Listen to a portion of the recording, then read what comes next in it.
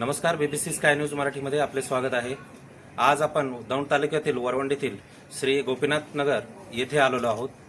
येथे असणाऱ्या काही घरांमध्ये एक सावंत कुटुंबे म्हणून आहेत, त्यांच्यावरती या परिसरामध्ये काही अन्याय झालेला आहे आणि तो अन्याय काय आहे नेमका तो जाणून घेण्यासाठी आज आपण इथे आलेलो आहोत। माझ्यासोबत सावंत कुटुंबीय आहेत, आपण त्यांच्याकडून जाणून घेऊ।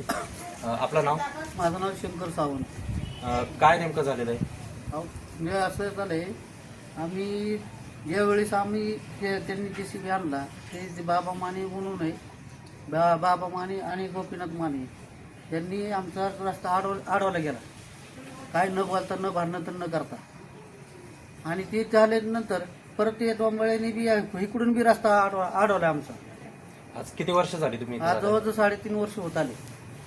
नाही, तुम्ही इथं किती वर्षापासून राहता? इथून आम्ही इथं राहायला जवळजवळ 30-35 वर्ष झाले इथं आलेलो राहायला। या संदर्भात तुम्ही शासकीय कार्यालयाशी काही संपर्क वगैरे केलेला आहे का? केलेत ना, ग्रामसेवकला केलंय, तंटामुक्तीला केलंय, पोलीस पाटलाला केलाय आणि तहसीलदार मंडल अधिकाऱ्यांना ह्यांना सुद्धा केलेले। त्यांच्याकडून काय प्रतिसाद? ती म्हणले आम्ही इथं नुसतं येऊन जाऊनच करतात, ती वहीन म्हणतात, नुसते वहीन म्हणतात। मला सांगा ताई, आता तुम्ही इथं राहताय, तुम्हाला येण्या जाण्यासाठी इथं त्रास होतोय, शेजाऱ्यांनी तुमच्या इथं कंपाऊंड बांधलेलं आहे, तर तुम्हाला म्हणजे नेमकं काय इथं हे करायचं, प्रतिक्रिया द्यायची?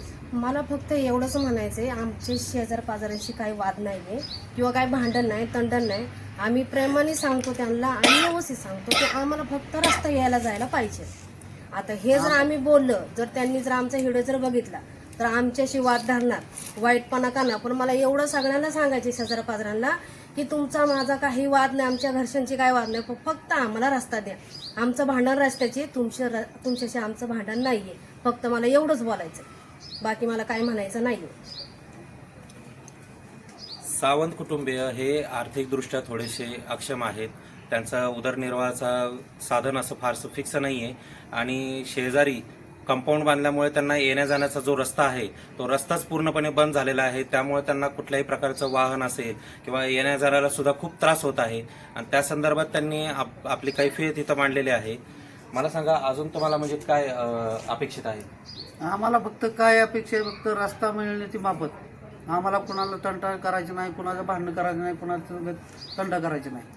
आम्हाला रस्ता मिळाला, फक्त आम्हाला घराची कामं करायच्यात, कारण चार चाकी वाहन यासारखे आम्हाला रस्ता पाहिजे, बाकी आमचा काही मुद्दा नाही दुसरा। हे एकंदरीत आता गेले 30-35 वर्षापासून हे कुटुंबीय इथं राहत आहे आणि त्यांना त्यांच्या हक्काचा रस्ताच जर भेटत नसेल तर त्यांनी करायचं काय? आज त्यांनी जवळजवळ 3 वर्ष झाली शासन दरबारी सुद्धा आपले प्रश्न मांडण्यासाठी धावपळ करत आहेत, परंतु शासनाकडून सुद्धा कुठल्याही प्रकारची दखल घेतली जात नाहीये। आज आपल्यासोबत येथे राहणाऱ्या एक मावशी सुद्धा आहेत, आपण जाणून घेऊ इथल्या सध्याच्या परिस्थितीबद्दल त्यांचं काय मत आहे। मावशी, आपलं नाव काय? द्वारकाबाई आप्पा सावंत। या कुटुंबियांशी तुमचं काय नातं आहे? पुतणी आहे माझा। इथली जी एकंदर परिस्थिती आहे, त्यांना आता सध्या याय जायला काहीच कुठलीच प्रकारची वाट नाहीये, नाही. तर शेजाऱ्यांनी ती वाट अडवून धरलेली आहे, त्याबद्दल तुमचं काय म्हणणं? 3 रस्ता अडवलं, आम्ही कोणाकडून जावं? आम्हाला रस्ता द्या, आम्हाला रस्त्याची सोय नाही तर आम्ही इथं कुठं राहावं? आम्हाला एखाद्या हाणलं, मारलं, नेलं, कोणी उचललं, आम्ही कोणाला उदारावं? आमचं कोणीच पुरून घेत नाही। आधी लांडगं सोडल्यात, कोण सोडल्यात, खाले एखाद्याचं कोणी वाले तर बी नाही आम्हाला इथं कोणी गर्दीमध्ये। कोणी येतं, कुठं जायचं आहे? मी आमची राहण्याची सोय करा आणि जाण्याची सोय करावं। आमचा मार्ग एवढंच, आम्ही पुढचं बोलत नाही का, आम्हाला रस्ता द्या।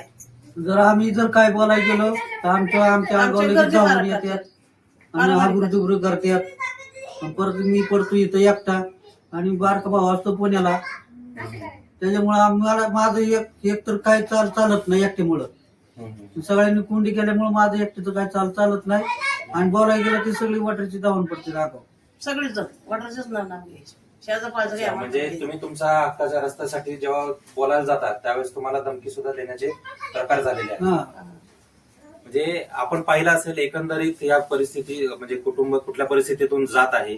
आज यांच्या घरामध्ये वयोवृद्ध महिला असतील किंवा मुलं असतील, उद्या जर काही अतिप्रसंग झाला किंवा काही अनुचित प्रकार जर घडला तर इथं वैद्यकीय सुविधा सुद्धा तातडीनं देण्याची म्हणजे खूप मोठी अडचण निर्माण होणार आहे, कारण यांना कुठल्याही चारी बाजूने जर बघायला गेलं तरी रस्ता येण्यासाठीच राहिलेला नाहीये. त्याच्यामुळे जर समजा उद्या जरी काय अनुचित प्रकार घडला तर याला जबाबदार कोण? यांची जी होणारी जी हाल अपेष्टा आहेत, जे त्रास आहे, हे नक्की ऐकणार कोण?